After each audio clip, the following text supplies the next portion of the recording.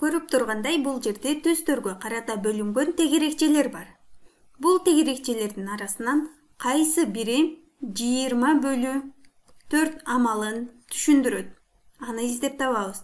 Алгач, видеону токтотуп туруп, өз алдынча бул 20/4 амалын түшүндүргөн тегерекчелерди тапкыла. Андан кийин биргеликте бул тегерекчелер кайсы амалды бере тургандыгын карап көрөбүз.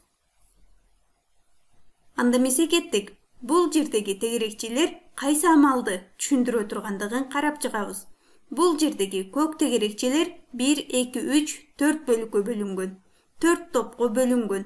Ар бир топто 1, 2, 3, 4төн тегерекче бар.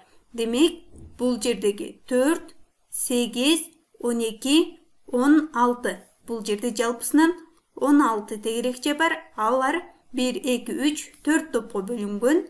Демек, 16/4. 16 тегерекчени 4төн топко бөлгөндө, ар бир топто 4төн тегерекче туура келет. Демек, 16/4 бул 16га барат. Демек, биздин 20/4 амалын бул көк тегерекчелер түшүндүрбөйт. Кийинки тегерекчелерди карайбыз.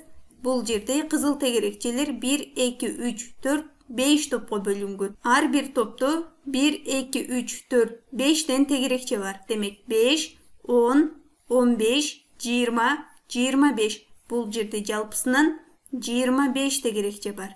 Жана ал тегерекчелер 5 топко бөлүнгөн. Демек, бөлүү 5 деп жазып алабыз. 25ти 5 топко бөлсө, ар бир топто 5тен тегерекче туура келет. Демек, 25/5 бул 5ке барабар. Бул кызыл тегерекчелер дагы 20/4 амалын бербейт.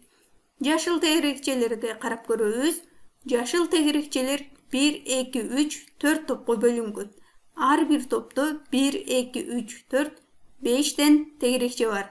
5, 10, 15, 20 тегерекче бар. Бул жерде жалпысынан 20/4 деп жазып алабыз. Себеби бул жердеги тегерекчелер 4 топко бөлүнгөн. 20 тегерекчени 4 топко бөлгөндө, ар бир топто 5тен тегерекче туура келет.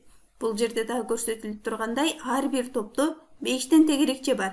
Демек, 20/4 ал 5ке барабар. Биз издеген 20/4 амалын бул жашыл тегерекчелер түшүндүрөт.